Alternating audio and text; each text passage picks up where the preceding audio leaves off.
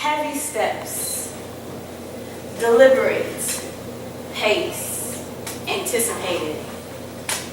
The walk of a tired man, worn from the world, his saunter unmistakable, driven by mere determination, pride, dignity, and a lot of running out adrenaline.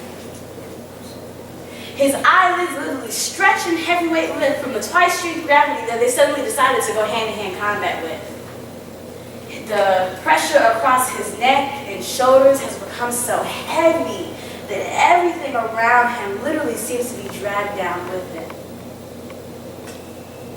A mother and her child. She looks into his eyes, hoping, wishing, praying that he won't have the instinct to know why his diet has consisted of merely crackers for the past 3 days. He asks no questions. He doesn't cry. He doesn't even frown anymore at the pain. None. Anguish is contagious, I think. I feel, maybe? I don't know. All I do know is I kind of stopped reading the news lately. Maybe a bit of isolation from this haunted world will keep me from holding back the tears at night. I'm such a crybaby. But sometimes I can't help the all-consuming feeling of being as helpless and hopeless and useless as the man under the bridge right by my school. Why he chose there as opposed to under a desk, I suppose I'll never know. Yet still, I cry. Because every time I walk past him and smile that sweet, mirthy smirk of pity, I realize that I am the reason he still sits there. And when the guilt consumes me at night that I had not the courage to walk up to him, take his hand, and say, "Come with me," because I was too busy, too proud, too caught up in my own insecurities, to realize that this man worse off than me, who survives on little to nothing, yet I complain because my eggs run over easy. Yes, I cry. Sometimes my chest becomes so heavy with his burden and her burden and their iniquities that I forget that I too have to eat. They say you must be strong for them, so I guess I must take at least that time. But if, and only if, this nourishment to my body will strengthen yours too. No? It doesn't work that way? Oh, I'm sorry, because last time I checked, your blood was my blood and our chest felt the same. You inhale, but I exhale, so that makes us one and the same. So when I eat, you should too, and yet I have allowed you to starve instead. I was so concerned with stuffing my face that I didn't realize the other half of me was laying on a cement deathbed. Those are my tears that run amok the crevices of every hour upon the hour that I allow myself to die.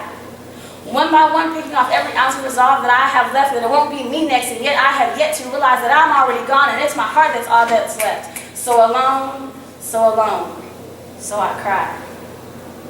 Haunted by the images of blood and poverty, my resolve is weak. So I guess I had no other choice but to succumb to the empathy. Do something. I wrote this poem because it was kind of ironic at the time when I was writing it, but sometimes you just get this impulse to just express yourself in the most awkwardest of places. I was actually at a conference in Atlanta a couple weeks ago, and you would think that I've been really happy and excited, you know, there's a lot of things going on, and yet I saw this man walking past me who was working at the hotel, and he just had that gait about him. He was just walking with that tired limp. That limp that you know you still got 4 hours left of work, but there's nothing you can do about it. You all know how it feels to be at work, you're working a double shift, you work at a restaurant, so you're on your feet all day, and you know you still got 6 more hours left to go, but your head hurts, and everything hurts, your knees hurt, your back hurt, and there's nothing you can do about it. That's a really crazy feeling. And then I thought about those times where we knew someone was in a place or position that we probably could have got them out of, that we had the resources, the ability, the talent, the whatever to help them, but we didn't. Why? Why haven't we helped those people who we knew we could help them, we knew we could pick them up? You saw them struggling, but you let them sit there. Do you sleep at night? Because I don't. Every time I realize that there are so many people out there who could use every bit of talent that God has blessed within you, why haven't you taken advantage of it?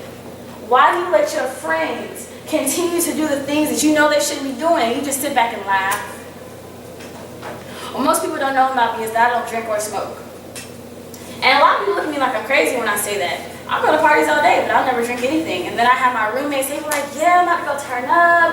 I'm about to go get this alcohol. I'm just going to get the turn up juice. And I'm just thinking to myself, yeah, you go ahead on and do that. But I think to myself, what kind of role model am I? Because I've allowed them to continue to do this, knowing this is something that I don't do.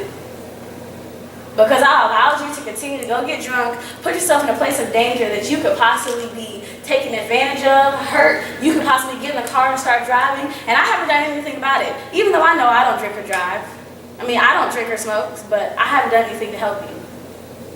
The purpose of my speech is to give a call to action to each and every one of you in this room. The next time you see somebody who can use your assistance, and it doesn't matter who it is, it could be somebody on the streets, it could be somebody right next to you. Stop just letting them sit there. Stop just thinking they'll figure it out. You grown, you'll figure it out. Until you get up and do something, they may not ever figure it out. And then when they're still stuck in the same place 5 years later, and you're thinking to yourself, you was never worth nothing anyway. They were never worth anything because the people that they surrounded themselves with never helped them. That's my call to action.